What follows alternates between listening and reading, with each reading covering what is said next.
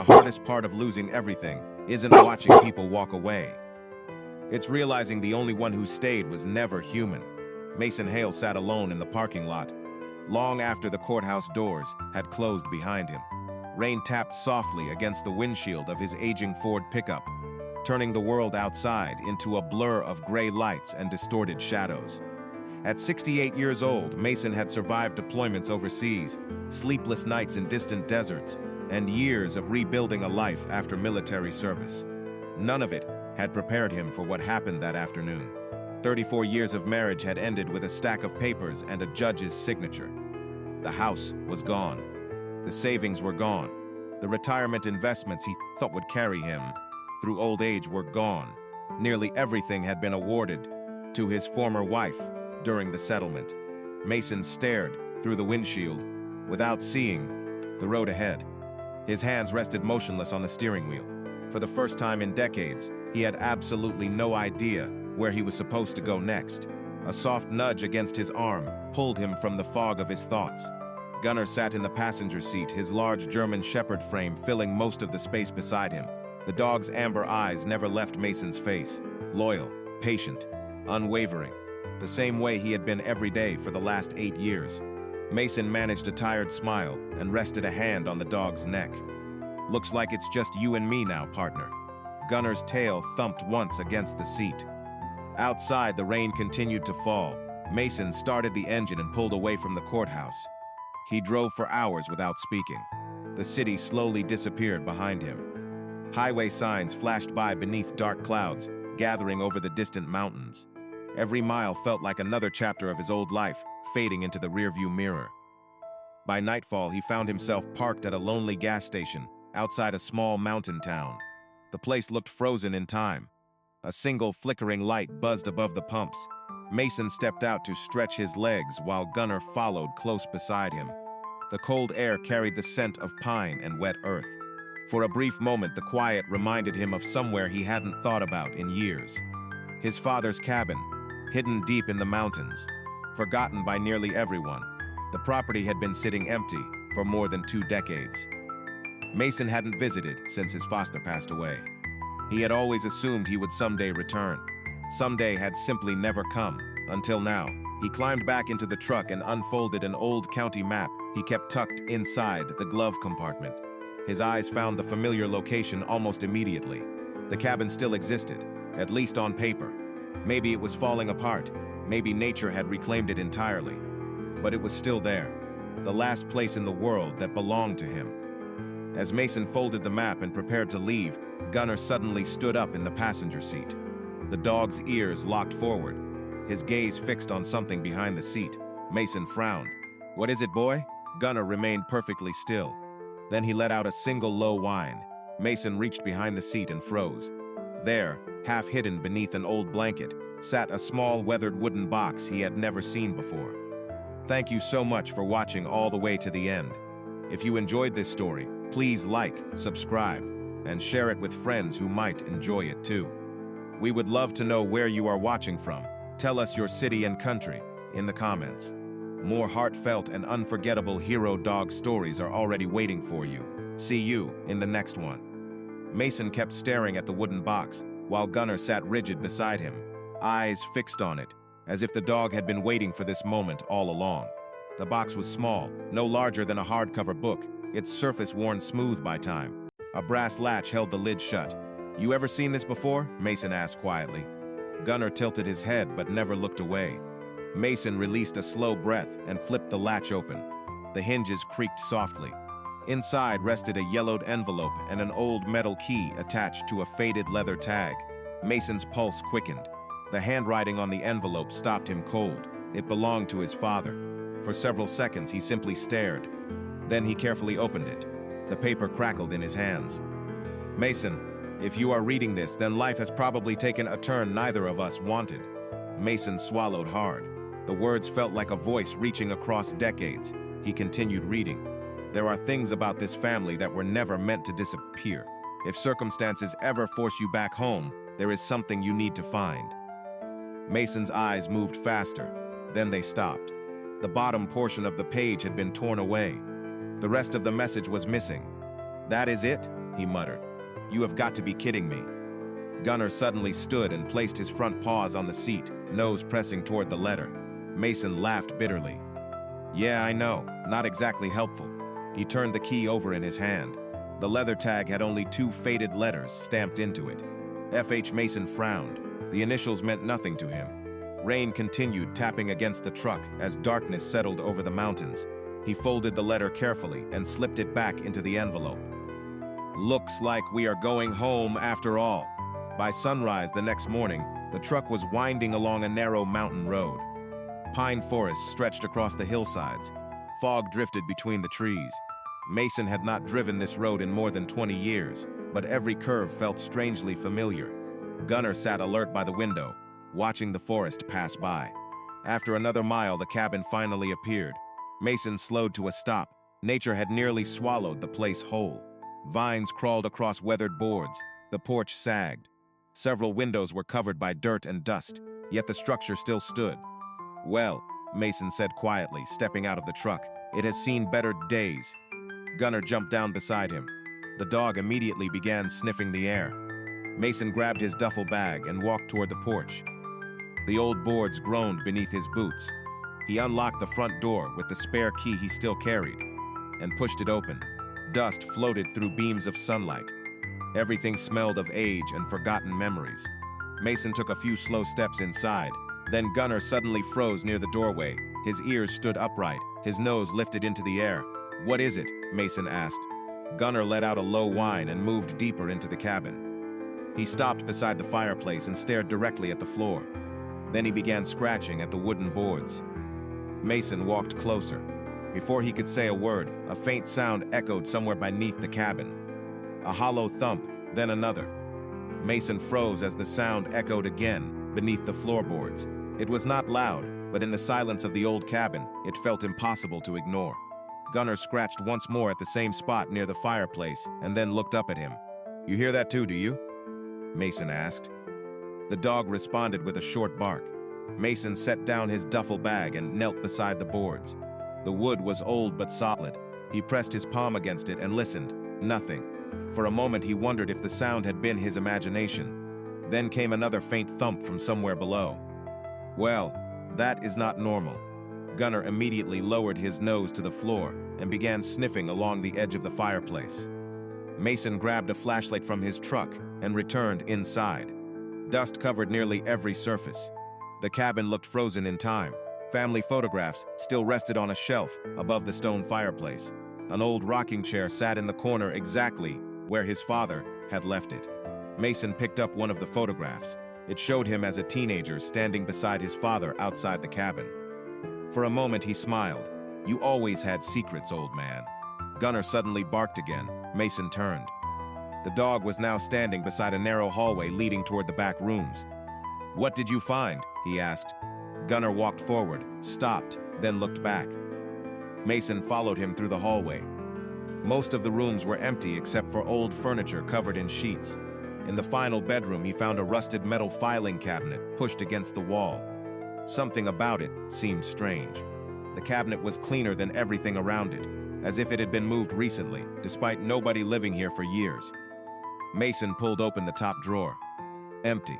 The second drawer held old receipts and faded utility bills.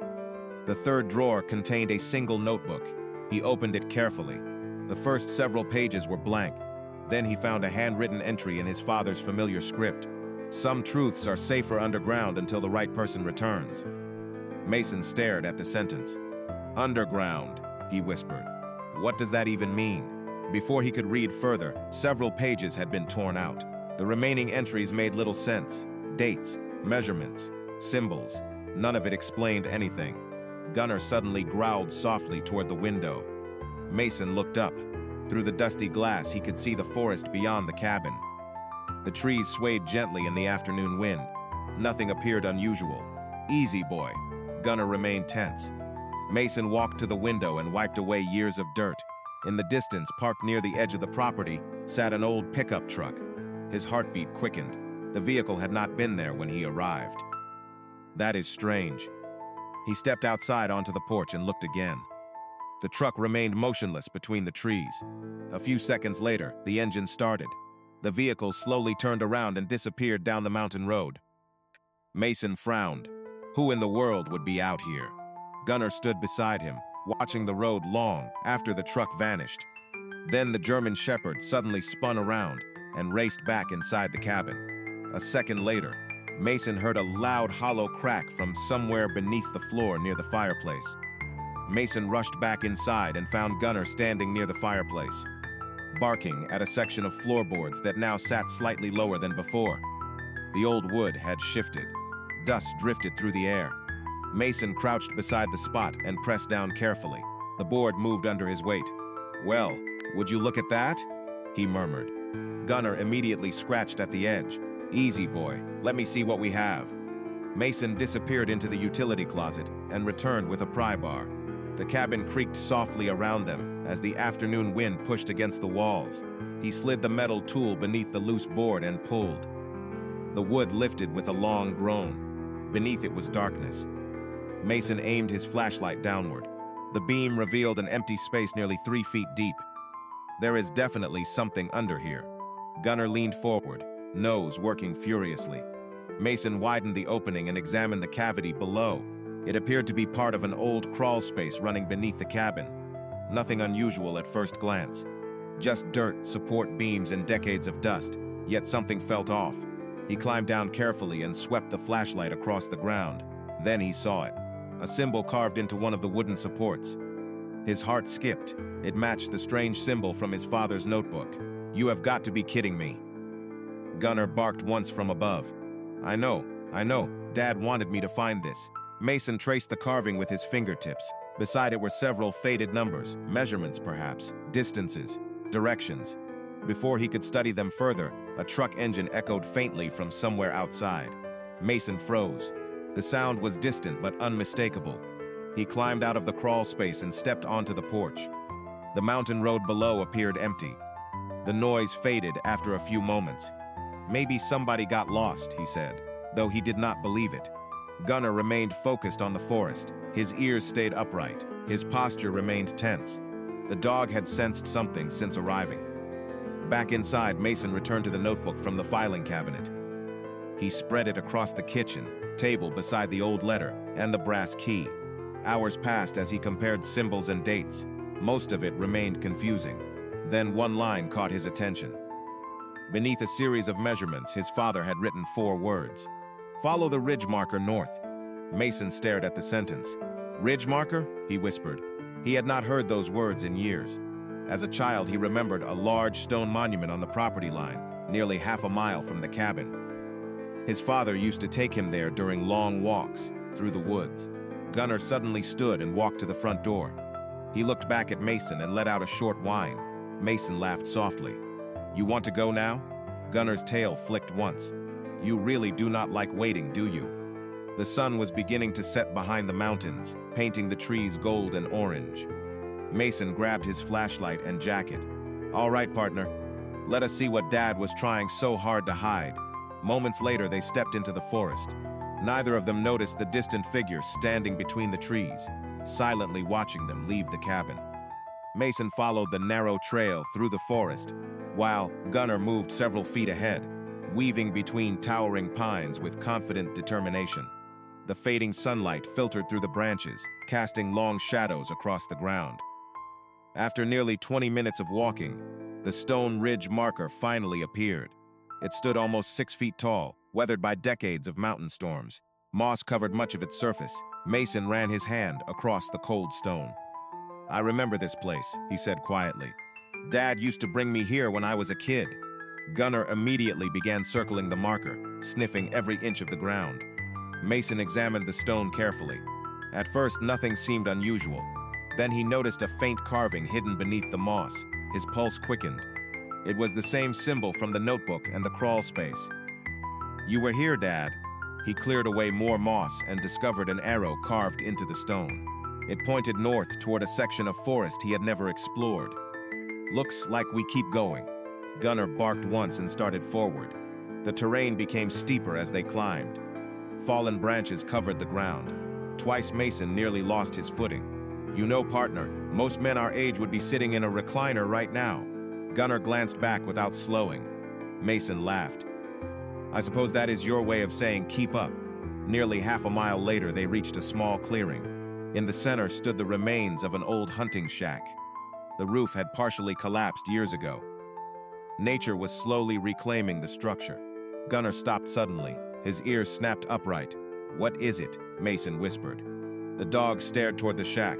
Then he walked directly to the front entrance. Mason followed cautiously. Inside, dust coated everything. Broken shelves lined the walls. An old wood stove sat in one corner.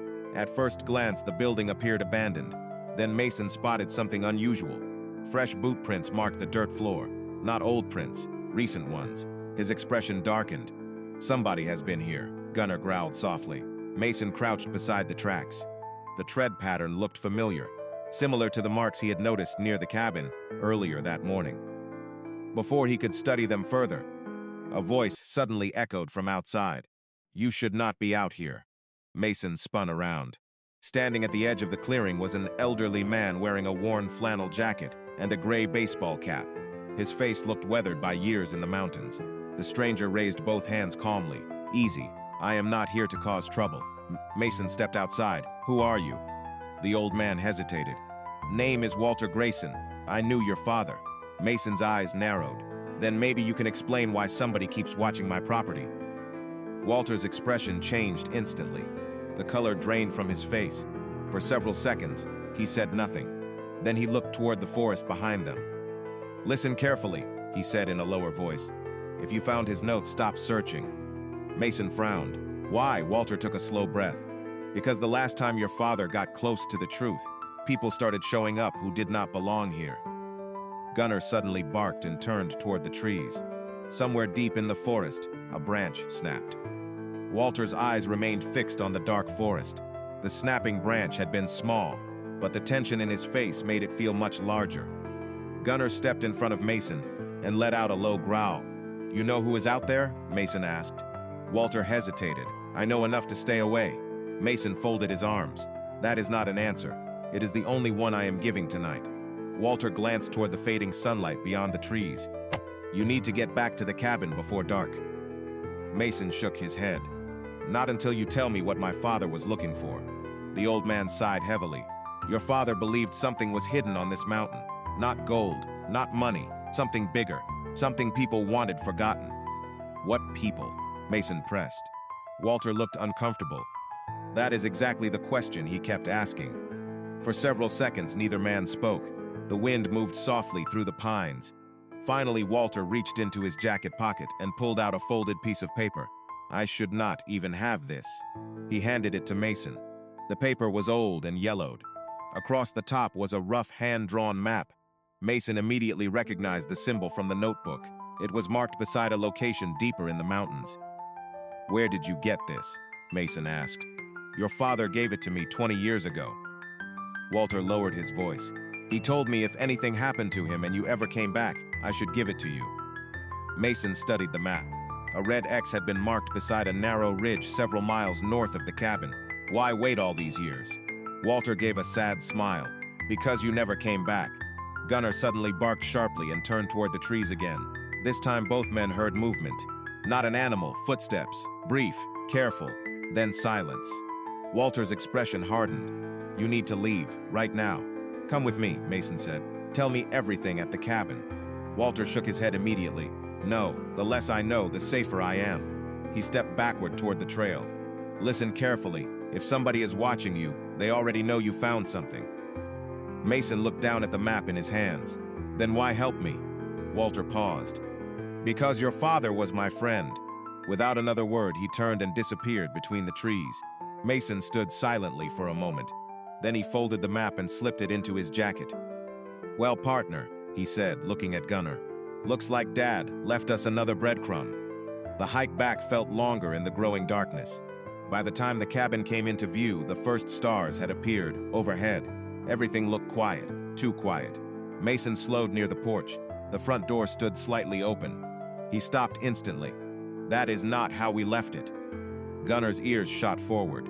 The dog moved cautiously ahead. Mason felt his pulse quicken as he approached the cabin. The porch boards creaked beneath his boots. Then he noticed something lying on the floor just inside the doorway. One page from his father's notebook. A page that had not been there before. Across the center, written in fresh black ink, were 4 words: "Stop digging or walk away." Mason stared at the warning for several long seconds. The paper trembled slightly in his hand. Gunnar stood beside him, muscles tense, scanning the darkness beyond the doorway.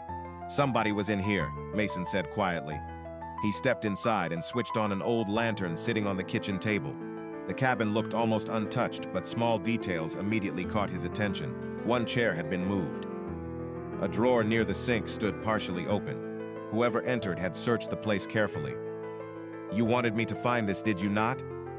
Mason muttered as he looked at the message again. Gunnar suddenly walked toward the fireplace. The dog lowered his nose to the floor and began sniffing the area around the crawl space opening. "What is it, boy?" Gunnar scratched once, then twice. Mason knelt beside him and shined his flashlight into the opening. At first he saw nothing unusual, then a small reflection caught his eye.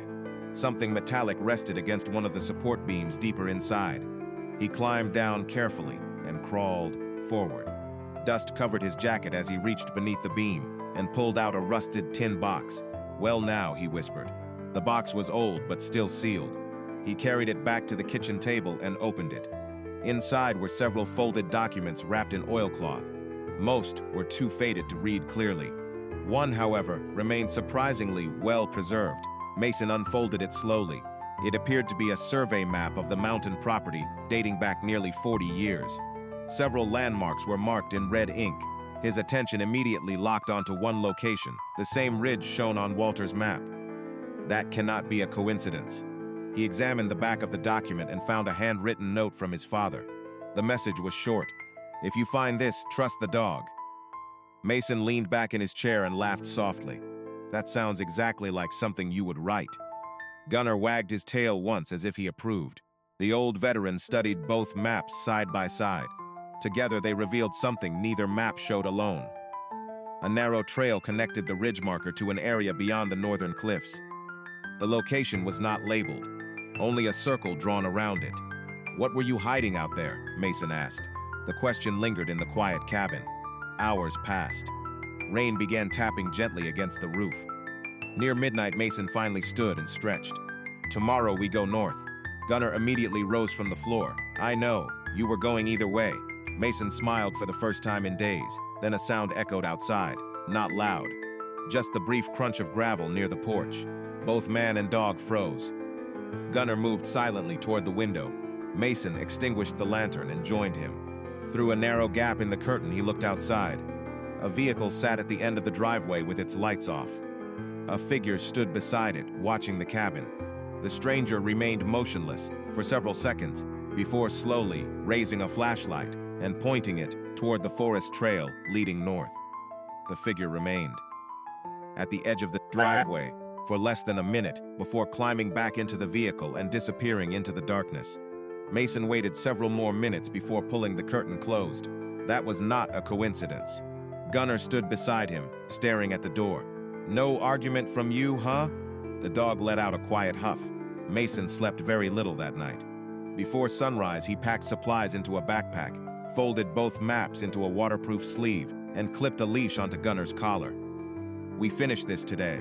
The mountain air felt cold and sharp as they followed the northern trail shown on the maps.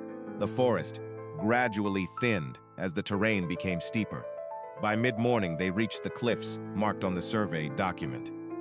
Massive rock walls rose above them. Mason stopped and looked around. According to this, something should be here. For nearly 30 minutes, they searched without success. Then Gunnar suddenly pulled away and climbed a narrow path hidden behind a cluster of evergreens. "Hold on, boy." Mason followed. The trail ended at a rock face partially concealed by vines. Gunnar began scratching near the base. Mason pushed aside the vegetation and froze. A steel door had been built directly into the mountain. Weathered, rusted, nearly invisible from a distance. "Dad, what were you doing?" The door had no handle, only a small keyhole. Mason slowly reached into his pocket and removed the brass key from the wooden box. His heartbeat quickened. "Please tell me this works." He inserted the key. A loud metallic click echoed through the stone. The lock opened. Gunnar barked excitedly. Together they pushed the heavy door inward. Inside was a narrow chamber carved into the mountain. Shelves lined the walls. Metal filing cabinets stood in neat rows. Dust covered everything, but the room remained dry and remarkably preserved. Mason opened the nearest cabinet. His eyes widened. Documents, property records, survey reports, old letters, thousands of pages carefully organized. Then he found a folder labeled with his father's name. He opened it and began reading. As the hours passed, the truth slowly emerged. Decades earlier, a large section of land surrounding the mountain had been quietly transferred through fraudulent agreements. Several powerful investors had used false records to take ownership of valuable mineral rights from local families. Mason's father had discovered the scheme while working as a surveyor. He spent years collecting evidence, but never trusted anyone enough to release it publicly. Instead, he hid everything, waiting for the right moment, waiting for someone he could trust. Mason sat silently. "You were trying to protect people." Gunnar rested his head against Mason's knee. Deep inside the final cabinet, Mason found one last envelope, addressed directly to him. His hands trembled as he opened it. The letter was short. "Son, if you are reading this, then Gunnar found what I always hoped someone would find. Trust what is in this room. Use it wisely. And know that I never stopped believing you would come home." Mason lowered the letter, unable to speak for several seconds. Then Gunnar suddenly lifted his head and growled softly toward the open doorway. Mason turned. Fresh footprints had appeared in the dust just outside the chamber. Mason slowly stood and turned toward the doorway. The fresh footprints stopped just outside the entrance, but whoever left them was already gone. Gunnar moved forward, sniffed the ground, then looked back at Mason. "I know," Mason said quietly. "We are not alone." He carefully gathered the most important documents, sealed them inside his backpack, and took one final look around the hidden chamber. For years, his father had protected the truth. Now it was finally in the open. The hike back to the cabin felt different. The weight on Mason's shoulders was no longer grief or uncertainty. It was purpose. The next morning, he drove into town with Gunnar beside him and arranged meetings with county officials, property attorneys, and a regional newspaper that still investigated local stories. At first, several people seemed skeptical. Then they began reading the records, survey maps, ownership transfers, signed statements, decades of evidence. One attorney leaned back in his chair and shook his head. "Mr. Hale, if these documents are authentic, this changes everything." Mason nodded. "They are authentic." Over the following weeks, the story spread across the region. Families who had lost land generations earlier were contacted. Records were reopened. Long-forgotten claims were reviewed. Several properties were eventually returned to their rightful owners through legal settlements. The mountain community began talking about Mason's father in a very different way, not as a quiet surveyor who disappeared from public life, but as a man who had spent years protecting evidence until the right time. One afternoon, Mason sat on the porch of the old cabin watching the sun settle behind the mountains. The property no longer felt abandoned. Repairs had begun. Fresh paint covered the walls. New windows reflected the golden light. Gunnar lay beside him, content and relaxed. A pickup truck rolled up the driveway. Walter Grayson stepped out carrying a small wooden crate. "Thought you might want this," he said. Mason opened the crate and found several old photographs of his father, along with letters from families whose land had been restored. One note sat on top. "Thank you for finishing what he started." Mason read the message twice before placing it carefully back inside. "He should be the one getting thanked," Mason said. Walter smiled. "Maybe, but you were the one who came home." After Walter left, Mason remained on the porch for a long time. The mountains were quiet, peaceful, the way he remembered them as a boy. He looked down at Gunnar and scratched behind the dog's ears. "Looks like you were right all along, partner." Gunnar lifted his head proudly. Mason laughed. "Yeah, I know. You do not need me to tell you that." Months earlier, he had arrived with nothing except a broken heart, an old truck, and a loyal dog. Now he had something far more valuable than money. He had answers. He had purpose. He had a home again. As the last light faded across the ridge, Gunnar suddenly stood and walked to the edge of the porch, his ears tilted toward the distant forest. Mason followed his gaze. Far beyond the trees, something metallic reflected a brief flash of sunlight. Just for a second, then it disappeared. Mason smiled and shook his head. "Another secret?" Gunner answered with a single sharp bark. The old veteran leaned back in his chair and watched the mountains grow dark, knowing that whatever waited out there, he would never have to face it alone. Thank you so much for watching all the way to the end. If you enjoyed this story, please like, subscribe, and share it with friends who might enjoy it too. We would love to know where you are watching from. Tell us your city and country in the comments. More heartfelt and unforgettable hero dog stories are already waiting for you. See you in the next one.